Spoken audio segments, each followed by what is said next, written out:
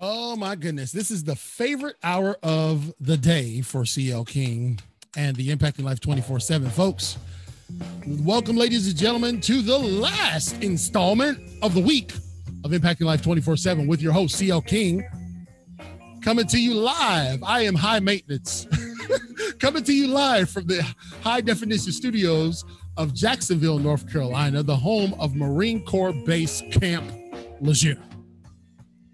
I want you ladies and gentlemen to know that we are so delighted to be back after 31 days of total, I mean, we were just in abyss. We were totally away, mind melting on things that mattered most to me and my family.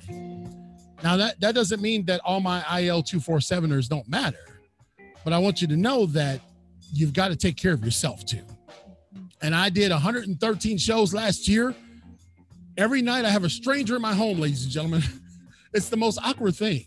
And for those of you interested in doing a podcast, just come go through my podcast course so you can learn all the mistakes that I made and you won't have to make them again. But I'm not making mistakes anymore because I've recognized that it's not a mistake when you're talking about impacting a life. Now, I've dropped microphones, my internet has gone out, the lights have cut out, the show has totally ended, but it's not a mistake when you're talking about impacting a life. And one thing that we do on this show, Monday night at 8:30, Tuesday night at 8:30, and Thursday night at 8:30, is we set out to make an impact on people's lives. Now, I know folks will tune into this show at all different times of the night. I know that you'll watch later on. Those of you that don't even like me will sneak and watch. I know you will. But more importantly than that, there are others of you out there that will watch this show and say, wow, I really gleaned something from the guests that Impacting Life 24/7 brought on. And that's our whole endeavor. We effort to bring people on this show who are impacting other people's lives. And we want them to impact your life. You know, I was doing some of our analytics, and I know y'all won't believe this, but just in the past 7 days, our outreaches and efforts and the things that we do behind the scenes that y'all don't know reached 17,000 people. Now, when I'm speaking on the road, there's no way I can get to 17,000 people in a week. I mean, that means I would never go to sleep. But right from the comforts of the high definition studios here in Jacksonville, I get to have a hand in, along with my team, reaching 17,000 people. But all of those people mean nothing if we don't impact one. I brought somebody on with me tonight in our high definition studios who has devoted her life to impacting others. And I've talked to her several times now and realized that this isn't just your average person that's telling you how to do good. This isn't just your average person that's, trying to get you right and in line, but this is a person that's truly changing the world. We are very, very privileged to end our work week with the none other than Kristen Knowles, the founder of Brave Leadership, the Brave Leadership Group. Welcome, Kristen, to Impacting Life 24/7. Kristen, I'm sorry, welcome. Thank you. I'm so excited to be here. Thanks for having me. Man, we are so excited for you to be here. And one thing that I really do feel like this is kind of like a family reunion because we already have gotten to meet one another. And Kristen, let me just take a moment. I know that I told you I was going to ask you some questions first, but let me just take a moment and give my audience kind of like your first person bio and just a snippet from there. Kristen says that for the last decade, she has coached leaders all around the world on leadership and organizational development, curating culture and how to become better leaders in the workplace and at home. And, the thing that I think is gravitating me towards people like this is for folks that are saying, listen, I'm setting out to try to help people be better at what they do. And so, Kristen, thank you for, again, indulging us. I know you're very busy. I know you got a young child at home, and I know you got a husband. So we're taking time away from them. And so we want to maximize this time. But Kristen, if just from that snippet, and my audience wants to know how they can get a hold of you, because you're going to help them with some great insights tonight. And we're going to give this out throughout the show. How can people get a hold of you, Kristen? Yeah, well, you can go to my website, and that's www.Kristen Knowles, Kristen Knowles, KNOWLES.co. I always have to make sure people know it's co, not com. I get asked that. Yeah, that's funny, that .co, because my wife said, you made the graphic wrong today. I said, nope, I copied it and pasted it from her website. Yeah, so it's .co. And then you can always email me. I love it. I love getting messages from people like, I don't know if it's okay if I ask you this. I do. I love it. And I'll oftentimes get just send little videos back to them. But you can email me. Best way to do it is info@KristenKnowles.co, and it'll get to me. Even if it goes through a team member, you'll get to me. And then various social media channels, Kristen Knowles, you can find me on there too. Okay. Well, Kristen, listen, again, one of the things that we appreciate about people who come on the show, and you're on, this is my Friday. While everybody else got to punch in tomorrow, my team gives me off the rest of the week because I work Monday, Tuesday, and Thursday. That's it. This is Friday for me, ladies and gentlemen. Wow. And so, yeah, it's a beautiful, it's a sweet gig. I can't let this secret out. But Kristen, you bring to our show so much diversity and so much depth of knowledge in your field. But before we get into the nuts and bolts and the strategies and such, can you just tell people kind of introduce yourself to this vast audience of Impacting Life 24/7? Let people know a little bit about Kristen Knowles. Sure. So my background historically is in corporate leadership development. I was in HR. I worked in startups, as well as massive global international companies, technology and healthcare, and moved into being head of leadership development and had amazing opportunities to grow leadership development for organizations globally, as well as culture, and did that for most of my career. And then through it, I started wanting to dive deeper into where transformation really happens. That was really kind of what inspired me to then start going off and to build my own business within that. Because you would see people go through leadership programs, and some would have deep transformation and others it would fall flat. And so I wanted to dive into, and so I led a massive research into what is the key, what's the difference, what's that shift, and then decided I'm going to build a company around making sure that shift is that piece is taken care of. And then we build all of the other leadership and great knowledge and the systems and the processes on top of the deep work. Before that, I actually worked in ministry. My fun facts, I've lived in 6 other countries. So I was a missionary in Eastern Europe as well as South Africa. And so lived over there for a while and did ministry and worked in nonprofits for a really long time and some anti-trafficking organizations. And so, yeah, I've been really fortunate to have done a lot and seen a lot. And now I live in Nashville, Tennessee. And like you said, I have a great husband and I have a beautiful 5-year-old daughter. Man, that is so awesome. Being over there in Eastern Europe, what country specifically? I was in Romania and Serbia. For the majority, it's where I lived. Wow, that's amazing. I was supposed to take my wife to Italy for our 25th wedding anniversary that just happened last year, and of course COVID kind of impeded that. But I love Europe. I love those areas. I love to get back to England. I definitely got to take her to Italy. And I don't know if that's Europe. I just know I'm supposed to be there. So yes, we did Italy for our 5-year anniversary, and then we did it again for our 8th year anniversary. And we were supposed to go to Paris last year for our anniversary. It was also a big one. Anyway, but COVID, right? Right. Yeah. So what I'm going to do is I'm going to parenthetically insert a GoFundMe to help me get to Italy this year. There you go. Well, that is so awesome. And it's so cool to be able to talk to someone that, a lot of people see us in these spaces, these leadership spaces, and they think, that we don't have a normal life, and it's really cool to hear, about the things that you've accomplished, but also you're just still a mom, and you're still a wife. And that's what I try to tell people, man. I know I put on a good front, but I'm just an average Joe that can only do one thing well, and that's speak. And so without that, I'd be sunk. And so, Kristen, with all that you've got going on, again, you can find her at KristenKnowles.co. That's KristenKnowles.co. And I want you to go to her website tonight, ladies and gentlemen. I want you to connect with her. This is what we do on Impacting Life 24/7. Our goal is to connect people with people who are making an impact in other folks' lives. So one of the things let's just get right to it, Kristen. Ready to roll up your sleeves and get to work. Leadership development.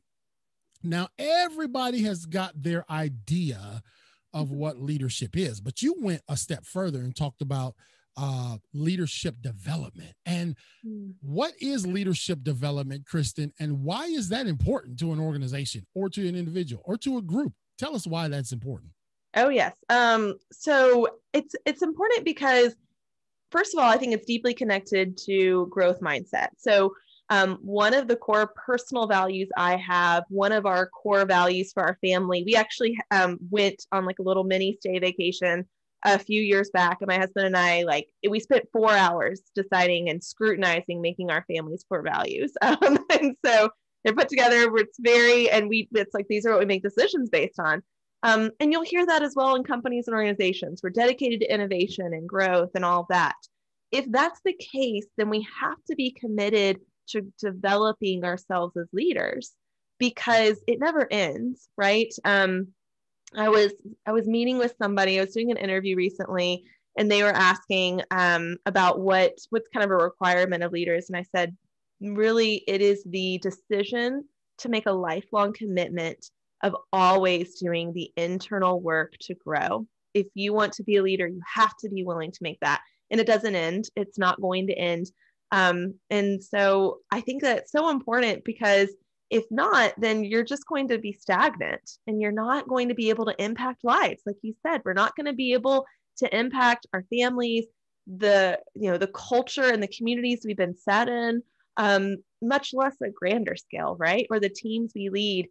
And we owe it to all of those people to become our best selves. And that's a commitment to growing personally, but also as leaders. Well, the thing that I found working in some corporate section, ladies and gentlemen, is that oftentimes people get into their rut, or they get into their routine, and the organization, even the organization itself, takes on this routine, and it's almost like this hip pocket training, figure it out on your own, hope you can get there. You know what I mean? And you're just going to get promoted throughout, through attrition, people retiring. I guess you're next in line. You're the one with a pulse. And, so when we talk about leadership development, an organization that's healthy, you say, focuses on this, and they never really arrive. So is leadership development cyclic, or, I mean, what's the science behind it? Yeah, that's a great question. So from an organization standpoint, I am a big believer in having it be an ongoing, and it's like layered, so to speak. So I have worked with some companies, and for them, leadership development only happened with the high potentials, right? So who are the people next in line? And I'm saying that if that's the case, then only a section of your company is getting equipped with the leader's ability to move teams into high performing, into creating impact. Is that what you want? You only want part of your company? Like, no, I mean, obviously not.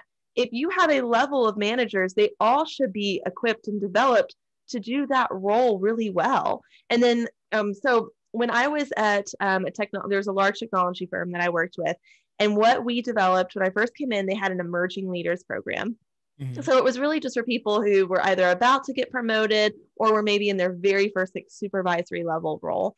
And so what we did was actually create a 5-year program that touched every single kind of level in a leader's journey. So we had the emerging leaders, then we got the almost about to be promoted to a manager level, or they were brand new managers. And so what does that look like? And then we had this, we called it was based off of martial arts. So you would get like your white belt and then you get yellow belt. So your manager level, where it was like, these are solid managers. Like, you're ready, you're doing this well, was green belt. And then we made like a director level, and that was red belt. And then it was like executive level with black belt. And then you had like a master's black belt. And we did a lot with like the senior level executives and C-suite.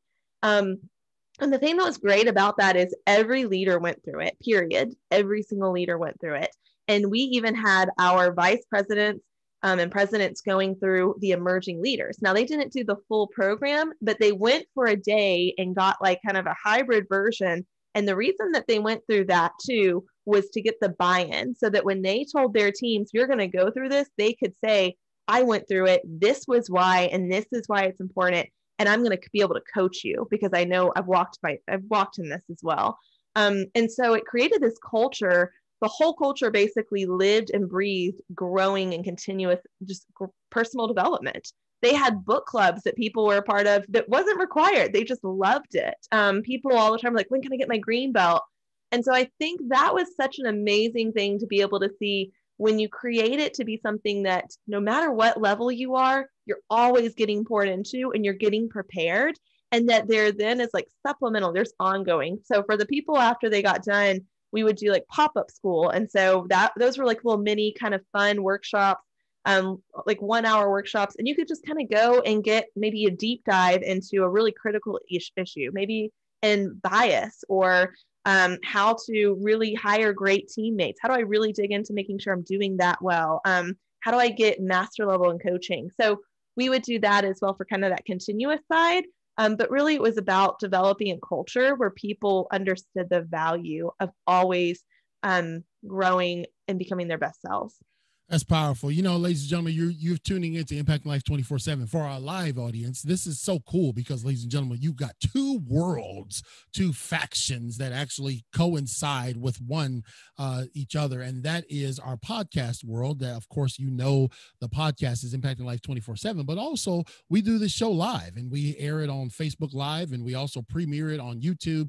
And we do this because I don't know why we do this. We're glutton for punishment because if we make a mistake, everybody in the country gets to see it. But no, one of the reasons why we do this show live is so that you can really touch our guests. You can feel it's one thing to hear a studio prepared, canned speech. It's another thing to see someone without, there's no mess ups here. There's no retakes. And so we're blessed to have in our studios a great leader and a leadership developer and someone who has really dived into this element of leadership and helping others, Kristen Knowles.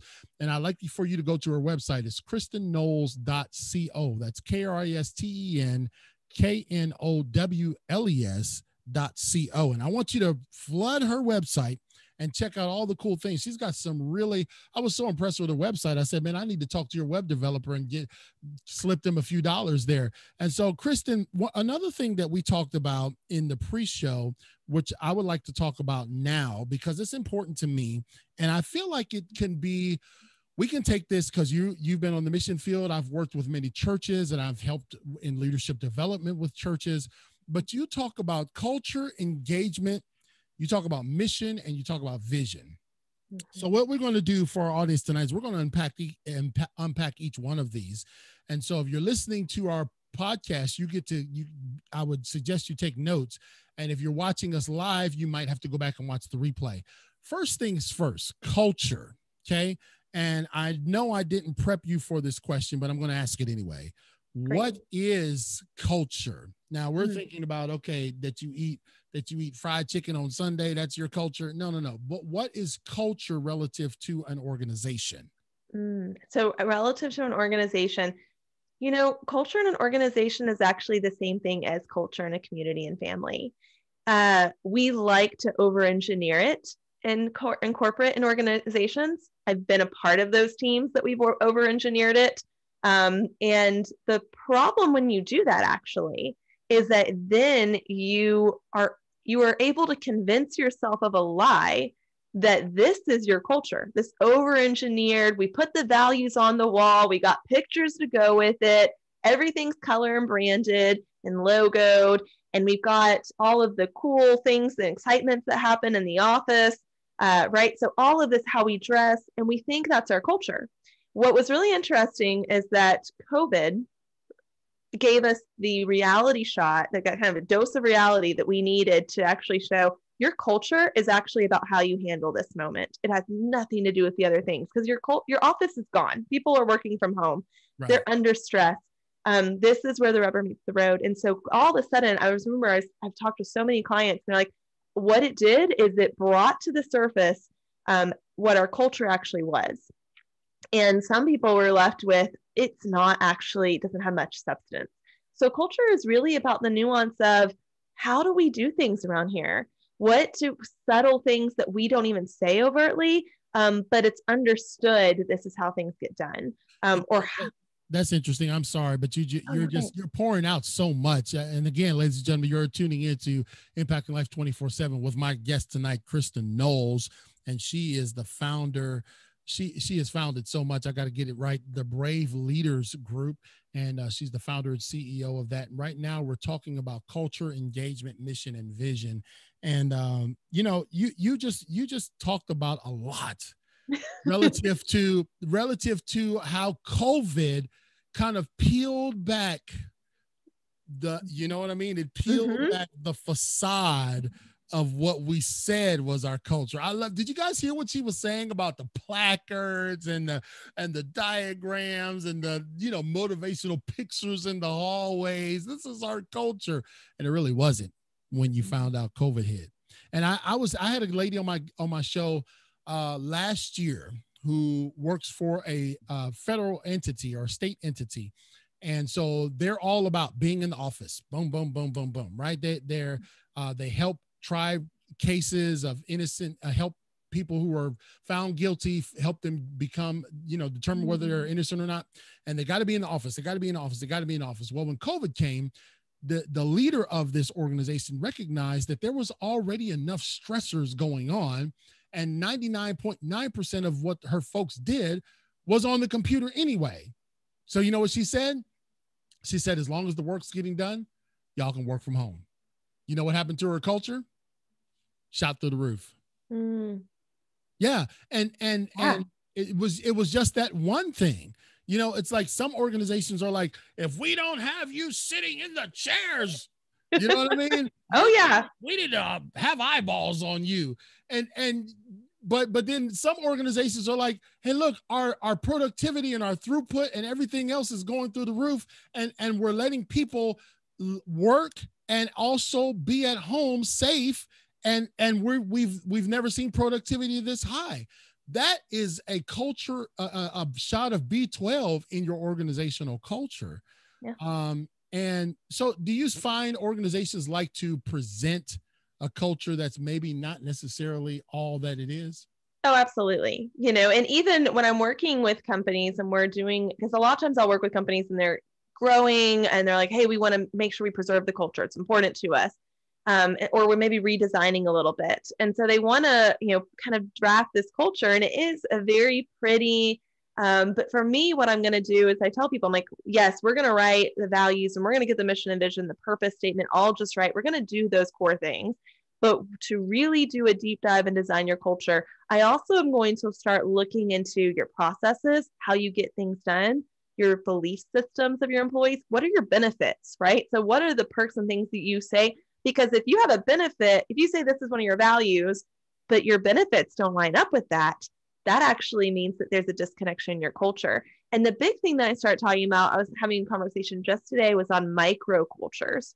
And that really is where you really start to see what culture is. We were talking about imposter syndrome, how all leaders go through imposter syndrome. That's just, it is what it is. And it's healthy to acknowledge when, hey, that's where I'm at.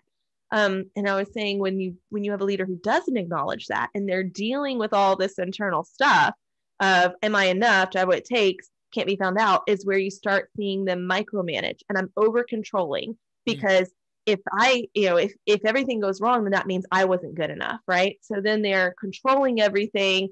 Their people are walking on eggshells. And so when I work with companies, I'm like, we're going to dive into, that's why leadership development is so connected, because we need to understand what are your microcultures. And that's going to really show up in your engagement as well, because you'll think, well, we have this amazing company culture. We got best place to work. And then I'm like, well, what are your engagement scores saying? And how honest is your workplace? How transparent can your people be?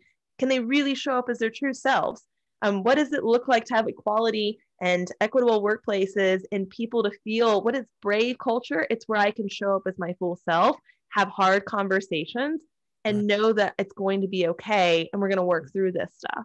One of the things Kristen says, ladies and gentlemen, of course, at UC in my studios, my live virtual studios, I have Kristen Knowles. She says that as your organization grows, your continued success hinges on your ability to strategically adapt and build your culture for where you are going. So engagement. Now, I told you that I was working on a book called The Edge of the Huddle, How to Gain Maximum Engagement Out of Any Workforce. That was my book, but we've put that on the shelf and we're calling it a totally different book now. Engagement. And that can be measured different ways. So when you're looking at a successful, an organization's successful metric of engagement, what does engagement mean to you? Yeah. So engagement means to me whether people want to take the time to show up as themselves and really want to give their skills and their strengths and their talents into what they're doing. To me, that's what engagement looks like. Do I show up fully as myself? Do I feel comfortable to show up fully as myself and to speak up and to give my strengths and my talents fully into the work that I'm doing? To me, that's what we're looking for, right? We want people to do their job well. We want them to be really being committed to that. But then do we also make sure that people get to bring their whole selves and their best to the table and have a seat at the table, so to speak? You know, like my voice matters. It doesn't matter if I'm a frontline worker or if I'm a CEO. Is there space for my voice to matter at this organization? You know, that's powerful, because some people look at folks who okay, there's a couple different types. Okay, you got this room and you got folks that you're going to go around the room and you got always this one that's going to pipe up and everything's going to be negative and the sky's falling and, you know, the world's coming to an end. That's why you never call on that person. You know, just that's the way it is. But then you have those others that are kind of like at the grassroots level, those employees or those teammates that are just like, man, you guys are bringing these new processes, or you're bringing this new philosophy into the workforce, but we're not seeing it work. We like to bubble this up to you guys and kind of give you our feedback. I've worked with organizations where feedback and engagement, because that would be an example of engagement, where feedback was stifled. In other words, unless you were at this particular pay grade, then we didn't want your feedback. And I mean, do you see that in organizations where they're organizations that are healthy have a kind of a horizontal communication chain and engagement where people can feel free not to always be complaining and not to always have a gripe, but to truly engage and say, hey, listen, I'm a part of this process. I want to see it better. Mm-hmm. Yeah.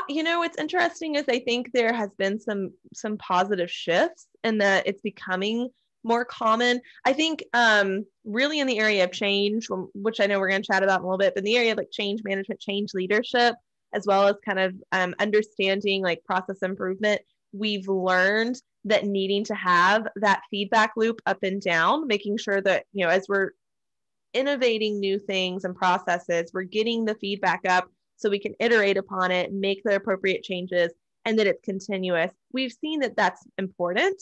And so I think companies have implemented that.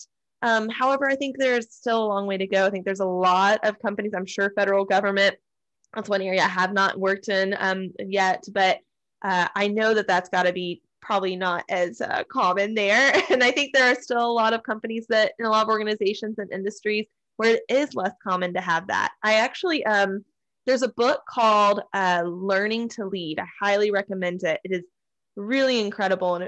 And it touches on so many great topics. It was the former CEO of Aetna who did a big turnaround. But he talks about, in one of the most strategic things as a senior leader, he says you have to learn how to communicate 2 layers down and 2 layers up, and how to gather communication from 2 layers down and 2 layers up. And so he talks about the skill needed for leaders to be able to do that. And then if we were doing that effectively, we're going to reach that lower level, right? If all levels of leadership understood how to do that. Man, you just heard something, and my good friend, who's also one of my co-hosts, Mike Black, is on, and we have worked with culture with various organizations in the past. He and I together, and so that's a tremendous little nugget that you gave there from a former CEO. That, if you can work 2 layers up and 2 layers down, and everybody do that. Mm-hmm. I say this, man, if the janitor knows what the CEO's vision is, and the CEO knows what the janitor's vision is, and they're mutually collaborating, and they're bought in, I'm telling you, that's going to be the cleanest building in all of the area, because that janitor recognizes that he's just as important as the CEO. Right. He has his role, or her role is just as important. And she wants to make sure that when people walk through those doors, it represents her, and it represents that company. Well, that's when we were talking about culture and even engagement earlier, one of the things that I've done with a lot of companies is, and we've shifted into doing purpose statements. So, and it's been huge. And what we do with that is then we introduce it to every single employee of the organization. And then we actually get each person to go through an exercise to identify and write out their personal purpose statement. And then we do the work of, so how does your personal purpose connect to the organization that you're part of's purpose? When that click happens, that I can see, wow, I get to actually live out part of my purpose in the work that I do, right? Even as a janitor, part of my purpose is, to create spaces that allow people to be healthy and to be seen and to show up well. Well, I get to put myself into the purpose of the organization. I know where I stand in this. It's huge. Mike, I don't know if you're listening or if you caught that, man, but this we really could do a whole week series on this one right here, because he and I, like I said, we've worked with that. Now let's just continue on, because we obviously can't have you here all night. You got a 5-year-old that you got to take care of. Let's cover mission and vision, because remember I told you in the pre-show that sometimes people mix up mission and vision. But why are those 2 important? And give us a definition, if you could, just a layman's term definition of mission and vision, and why they're both important. Yeah. So mission is, well, I'm going to start with vision first. Vision is important because vision is about where you're going. The thing that's great about a vision, that can change over time. And a lot of times it should, right? So my vision for my company in the next 5 years looks one way. And in those 5 years, it should shift for what it should look like 10 years after that, and so on. And there should be some similarities, because it's going to be tied and connected to what we're going to get to next, right? And the mission and purpose and all of those things. But your vision is something that should be living and breathing, but it tells people where we're going. And if you know where you're going, you know how to aim well. And if you know how to aim well, then you're then able to backtrack into, so if I'm going to get to that vision, what do I have to do today? And what are those changes? And so vision's so important. So, and I know you're going to get to mission next, but vision is important also, that because I know you said that it can grow with your organization, but I think it's important that vision is articulated more than just once every 3 or 4 years, because like you say, okay, I want you to know this is where we're going. Mm-hmm. And sometimes people are, they're breaking rocks and they're like, what's the vision of this company? You know what I mean?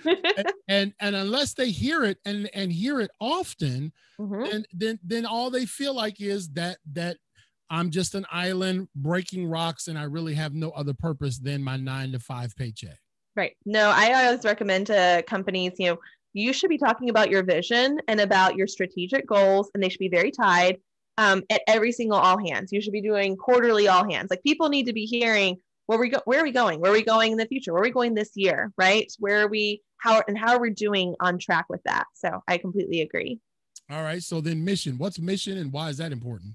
So I'm gonna flip this a little bit on you. I say mission. Yeah, I say mission on my website because that's familiar to people. Mm-hmm. But what I do is actually I help people to understand that we're gonna actually shift from having a mission statement to having a purpose statement. And I think that it's so important because yes, mission is there, but when you understand that there's like a purpose, right? Like we are meant to be here for this reason. Oh, let me just interject. I mean, my mind just spinning like crazy. Mike Black, is your mind sprinting when she's talking all this? Yeah. Pivoting from mission to purpose is so this is the why. This is the why I exist. Go ahead, Kristen. Yeah. And so I think purpose statements are so important. One, you're going to get the engagement's going to go up. People want to be a part of a purpose. All of us do. We have it is ingrained into how we were made to know that we're part of something bigger than ourselves and that we are meant to contribute to something bigger than ourselves. And so I think when you see that, you want to be a part of a purpose. And then now what I can do is I can then, like I was saying a second ago, interconnect that into, okay, everybody, I'm going to bring you into figuring out your purpose. And then we talk about how do you see that and how you can represent your purpose well in this organization's purpose. Man, you're talking my language, Kristen. Listen, I work with so many churches and nonprofit organizations who let me make sure we get it right. Okay, so they may do okay with the vision. You know, our vision is to, you know, something with the 21st century, you know, all the nice buzzwords, right? But then they're when you break that down and you get into, instead of mission, you get into purpose, the people don't know why they're there. I mean, I've worked with organizations like the Boys and Girls Club, and the Boys and Girls Club, most of their workers couldn't tell you why they're really there. You know, that I've worked with in the past. I mean, the director knows and maybe the employed staff, but the volunteer staff doesn't know why they're there. They're mopping the floor, they're watching kids, they're making sure folks don't fight. What is our purpose for why we even exist? And you think about that with in the faith-based community and many churches that I work with. You know, it's like, not only should the pastor and the laity and the leadership know what the vision is and their purpose, but listen, that person that walks in your church for the very first time, they should know why this church is here and how I can see myself in this purpose. Yes. Well, that's what we want a place to belong, not to fit in. We want a place to belong. Right. And so if I can know my purpose, and if you can help me even connect to it, then I can actually find a way to belong here. And that's what, I mean, especially in church. I was on church pastoral staff for about 5 years. And that was the big thing, is people want to know. I worked with people in our congregation, like, I don't even have to agree on every single thing that you guys say. We can have places where we're working through our faith and to disagree on stuff, but I need to know that I can belong here and I can have my purpose can be lived out. And you're so right. And I sometimes travel to churches just as a spy, ladies and gentlemen. I can't, now that you guys know who I am, I'm going to have the mustaches and glasses and the nose gig, so nobody will know that it's CL King there on a special mission. But when I go into a place, in particular a church or even an organization, I'll say, okay, is there a ramp for me somewhere to connect to what y'all got going on? How do I know what my role could be or what my purpose would be in this place? And I think sometimes many organizations forget that, and you were so wise in changing and modifying the term mission, because me and Mike Black, who are former Marines, we hear mission accomplishment. That in the Marine Corps, it's mission accomplishment, troop welfare. So mission accomplishment is first. But then when you start talking about purpose, we start thinking about, okay, that ain't gonna be in the Marine Corps. I'm gonna leave that one alone. But we are talking about, when we talk about organizations, we say, hey, look, this is our purpose, ladies and gentlemen. This is why we even turn the lights on. Kristen, you are helping America connect to something much greater than we ever thought this show was going to be. So, ladies and gentlemen, I have as my guest Kristen Knowles. She is the founder and CEO of the Brave Leadership Group. And as you can see, we get pretty excited when we talk about leadership. And Kristen, I apologize for being so over the top, but it's so good. And we just want to see this really materialize in people's lives. So if you guys would like to connect with Kristen, maybe have her come talk to your church organization. Obviously, there's associated associations with that, but I would like for you to connect with her. KristenKnowles.co. KristenKnowles.co. That's KristenKnowles.co. And Kristen, before I insert my little paid commercial break, I want to talk about change leadership, because you talk about that. We said that sometimes in other corporations it's called change management, but you have it labeled as change leadership, as something that you dive into. Help us unpack that. Yeah. So I did a whole massive project in the area of change, and we basically shifted into change leadership because you manage change as your action. So as a leader, I do need to manage that in the day-to-day. But my job when you're in the midst of change is to lead people through change. And so we have to first understand how to do that before I can ever manage anything, right? I actually have to understand how to lead them through it. And it's so important. So there's this whole piece I do when I'm working with teams on change. And the first thing we do is talk about navigating change, and that there are 6 phases of change. So our brain, so psychologically, we go through 6 phases when we are faced with any change. You cannot skip any of them. You can't, do anything to try and get around any of it. It's actually just how our brains are affected by it. And the important thing is to understand each one so that you can quickly navigate through all of them. And when you do that, and when you equip leaders to understand that that is going to happen, it's so much easier. Because typically when I'm working with companies and they want to work on change, it's like, okay, so we got this change and our people are probably not going to be bought on. So how do we get them bought on, right? And if we've got those stragglers, how do we deal with them? And so the first thing I have to do is be like, I show them, so I have a little picture, it's a visual, and it's basically a cycle of 6 things. And I show them, like, every single person, including yourself, is going to go through this, every single phase. You're going to go through denial. They're going to go through resistance. And it's not a bad thing. It's just how our brains work. And it's actually connected to neural pathways, the inner brains. There's 3 layers of your brain. And again, I'm not going to get all into the science of it today. You're not allowed to give it all out, or else I know we're not giving it all out for free, ladies and gentlemen. No, but basically it's like, if you first understand that the resistance is our normal primal brain response, but that the next phases of it to understand how I connect to the change then leads me into being excited and bringing other people on. And you can easily move people to all of them. You just have to stop fighting resistance and instead be there with them, lead them through it, if that makes sense. Yeah, and I've seen organizations who try to institute change, and organizations who have frequent changes. Here's what I see breeded in those organizations is amongst especially if an organization has like a diverse workforce. Let's say you got the old timers and you got the middle folks, you got the new beginners. The old timers are like, oh, here we go again. They tried this and it didn't work, and it's the new flavor of the month. And so that's really interesting to understand that you're going to go through. The problem is that maybe some people get stuck in one of the phases and they don't know how to navigate all the way through. It's called the danger zone. It's actually right in the middle. Look at you. You already know. So it's right in the middle between phase 2 and 3. Because after phase 2 is where the last place of resistance. Phase 3 is where we start to be open to learning how it works. Right. And what you have is it's called the danger zone, and you can get stuck there. And that's where people just can't get out of it. It turns into a negative cycle.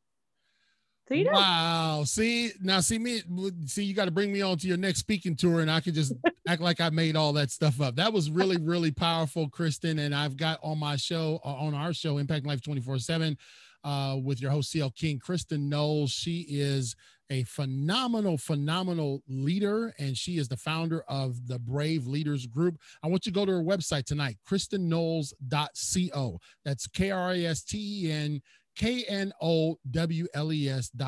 Real quick, I just want to give a shout out to our sponsors, some of our new sponsors tonight. We've got some gold sponsors. Of course, Mr. Greg Smith. He's the author of 100 Simple Ways How to Manage a Property and Evidence Room. I'd like for you to go check out his book. You can go email him at smithg1963@yahoo.com, or you can find him at Gregory Smith on Facebook. Of course, Michelle Perry, we had her on the show last night. She is another one of our gold sponsors. She's the founder of the Successful Diligence LLC, and she also is the host of the Successful Diligence podcast. She's an author of The Pebble in My Shoe, and Michelle wants you to get a copy of her book at successfuldiligence.com.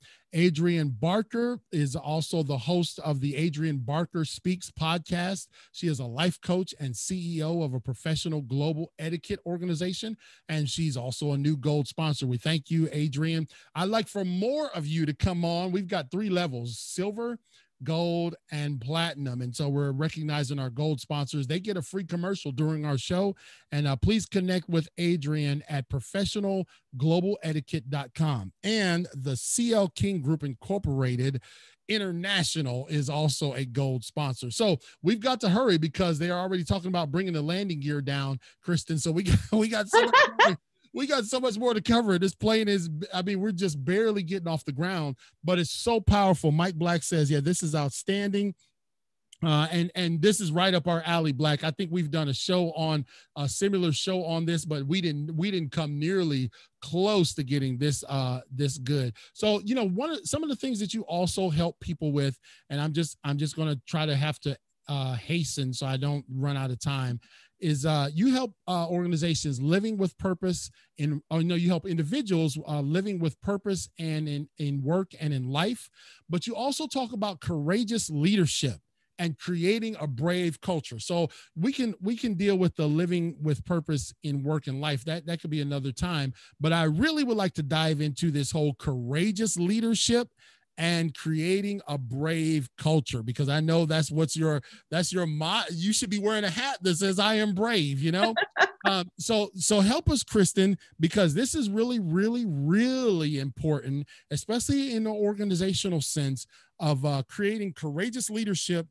and creating a brave culture. Your turn. Okay. So I use those terms because I think it is the biggest thing required for authenticity and for what needs to happen for leadership and culture. It's really what inspired me to start my company.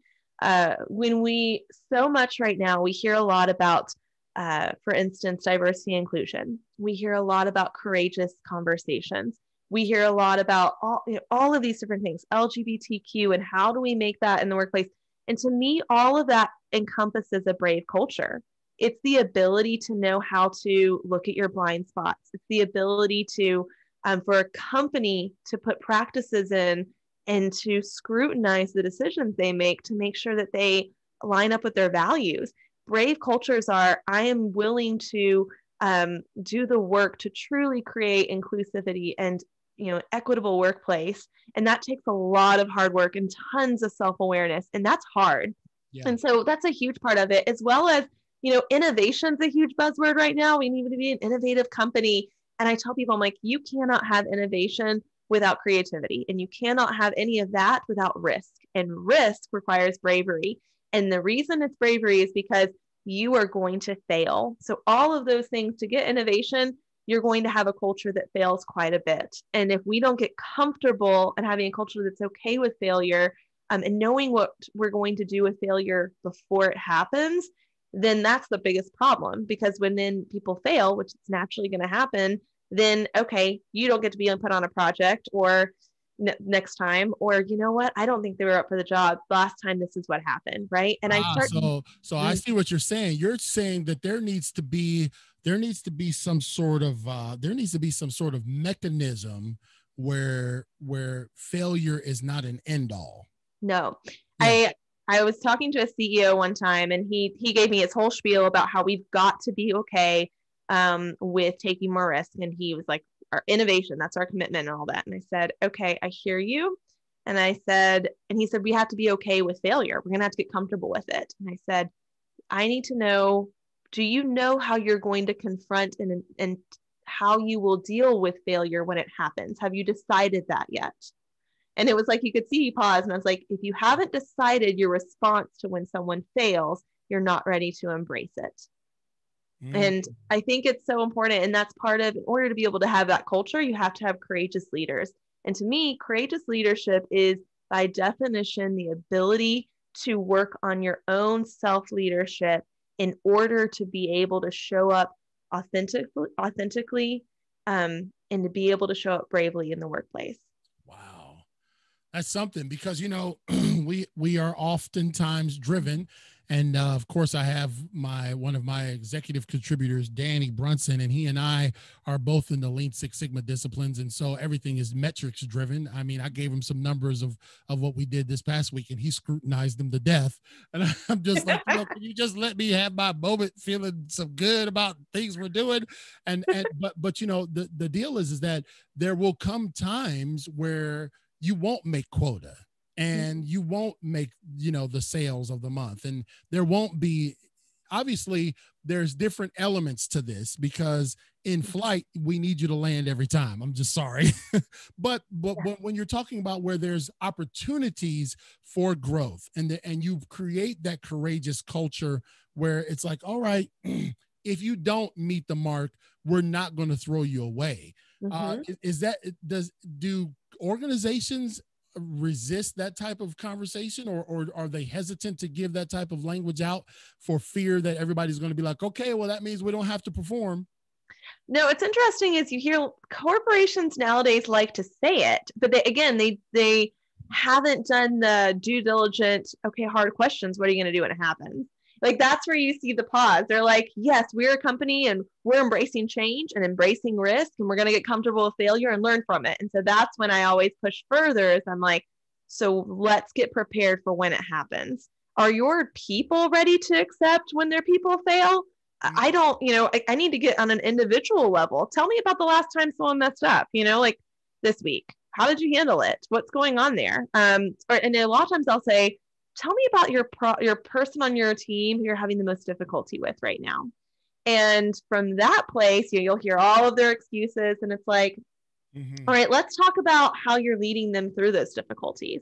And is it that you're uncomfortable with them not performing that to the level you want them to? And are you scared at saying something about you? That's when, you know, you'll initially hear someone be like, no, that's nothing to do with me. This is just, you know, I need the team to perform. And it's like, okay, I need to push a little bit harder in that spot. Well, if the team doesn't perform, what does that mean about you? What does that say about your leadership? And it's like, if I keep asking those questions, I can typically find out, okay, there's room for us to work on your comfortability in this area. Wow, that's something. And I'm just going to insert this, ladies and gentlemen, that could be applied to parenting too. Okay. Let me just go ahead and insert that now. I'm a parent of 7 children. My wife and I are, and let me tell you, you make a lot of mistakes, and being okay with that, and understanding that, and giving your children opportunity to make mistakes. And let me just say this, because, and I'm just taking a commercial break, and I know Kristen will allow me to. You got to give your children the opportunity and space to understand that it's okay if you mess up. It's hard though. If you fall short, you know, because my son's getting ready to have his second audition for the Army band tomorrow, and everything's riding on it. I've been training that boy since he was knee high to a grasshopper. But you know what? I have prayed about it tonight. I mean, I cried like a baby because my son's growing up on me. But I said, you know, if they decide that he's not the one for the Army band, I'm not going to just blow a gasket and lose my cool because he didn't make it. You know, I'm going to try to surround him with, my wife and I are going to surround him with love and compassion. I know he's going to make it. But again, that whole piece, like, okay, you don't have to be perfect in this arena. And we will work. And sometimes maybe it is a reflection on the leadership. Well, you've got this underperformer. Are you listening, Mike? You got this underperformer, and we're always pointing out the underperformance of the underperformer, as opposed to working ourselves backwards a little bit and finding, well, who trained this underperformer? Right. And then you go all the way back up, and then it's like, okay, so what? It's not just the underperformer. You guys fostered this type of behavior. Right. It's true. I mean, everything. And I was telling someone, especially as we're talking about the whole connection to parenthood, I'm like, parent leadership is honestly probably the second most service-based role you can ever have, because your whole commitment should be to how do I serve my people and get them where they need to be and to help develop them. It is so connected to parenting. I tell people that all the time. I'm like, my job as a parent is to, completely lay myself aside. It doesn't mean I don't take care of myself, right? And there's a whole other conversation for that. But my job is to honestly raise this child and to serve them and make sure that they are able to have the opportunities and to become the person they're meant to be. And I do that with my people when I'm leading them as well. And it's such a service-based role, but we've decided so much that we like the fame of leadership or the power or the authority that comes with it. And so that's what we like. And so we choose leadership for those things when it's really not about any of that. Right. Well, ladies and gentlemen, listen, I don't know. I'm going to ask my staff if you guys would give me a thumbs up on having Kristen Knowles back, because we still have so much more to cover. She has literally, guys, there's pages of more information that we could have gone through. Her KristenKnowles.co. I want everyone that's on our live and those of you listening to this podcast, I want you guys to go to her website, because she truly is giving out nuggets that could, man, if you just applied a third of what she's talking about, you could see a transformation in your organization, in your church, in your company. And Kristen Knowles, you really have done a great job. I mean, like, this is, you have really done your homework. You can tell that she's not winging it, ladies and gentlemen. Even when I try to give her tough questions, she's right on it. And that's and Danny gives you a thumbs up. So whatever Danny says, it's good, because Danny is literally the smartest person on the planet. So Kristen, I'm going to give you the microphone for just about 60 seconds. I want you to talk to our people. I do this for every person that comes on the show. I want you to give them a word of encouragement as we navigate even more challenges in 2021. I want it to come from Kristen Knowles, the lady who knows how to navigate through this stuff. Give us a word of encouragement to the folks at Impacting Life 24/7. I would say the challenging times are actually the times that shape you into your purpose, into the things that you're meant to do. They're the toughest parts. But if you are, if you are religious or, biblically, minded, Jesus went into a wilderness for 40 days, and it was there that he was able to come out and go into his ministry. And oftentimes you may feel like you are navigating one of the hardest times, and it doesn't feel like it's letting up, and you don't see that end of the tunnel, right? But know that this is actually the part that is shaping you for the purposes and the callings and the things that you're made to do and to your leadership. And if you would lean in and surrender to them and to that process and do the work, just be willing to do the work of everything that's coming to the surface because of the challenges, do that work. And that's going to actually be able to help form you and make you into being stronger and going after the things you're made to do. That's powerful. We really love that, Kristen. And of course, me being a man of faith, and all of my team members are, you can say Jesus all the time on this show and nobody will censor you. So again, Kristen Knowles, KristenKnowles.co. She is the founder and CEO of the Brave Leaders Group. And we want Kristen, we already got a thumbs up from one of our executives. So that means you've got to come back, because there's so much more for us to cover. And we would like to take this from many, many more angles in terms of leadership. And, I've heard so many different, I mean, I'm a leadership teacher myself. And I'm just like, man, maybe I need to rethink some of the stuff I'm teaching after talking to you. But again, if you'd like to connect with Kristen, if you'd like to have Kristen maybe come talk to your organization or give an assessment to you yourself, because she does personalized coaching as well, I would love for you to reach out to her at KristenKnowles.co. That's KristenKnowles.co. And so, Kristen, you just go ahead and look in your inbox there will be another invite to come back on to Impacting Life 24/7. And I know that you'll gladly accept, right? I cannot wait. Yes, this has been such a good conversation. Thanks for having me. Yes, ma'am. And I really do believe that we're just at the tip of the spear of so many more elements that we could have. And we're going to, we've invited Kristen to our Leadership Institute. So I know she can be able to give us some insights there. And Kristen really has worked in many multi-million-dollar companies. She's worked overseas and abroad. And so she is no novice in this area of organizational improvement as well as self-improvement. So Kristen, you'll be getting a message from us very shortly. We thank you. Go take care of that little 5-year-old and your husband, and we will be in touch with you again real soon. Thank you so much for being with us. Thank you. Have a great night. All right, you have a great night too. So ladies and gentlemen, you heard it right here on Impacting Life 24/7. We had Kristen Knowles of the Brave Leaders Group. She founded that organization, and she really did give out, ladies and gentlemen, a lot of phenomenal information. I hope that you guys were able to glean some stuff from her. And if you go to her website, you can just see the voluminous amount of information she has, walking people through these various elements. And some people say, why do I need a coach? And because like I said, she does this one-on-one as well. And I say, man, Tyson, to get back into the ring after 15 years, he had a coach. He didn't just say, oh, I can do this because I'm Mike Tyson. No. And sometimes we need people that are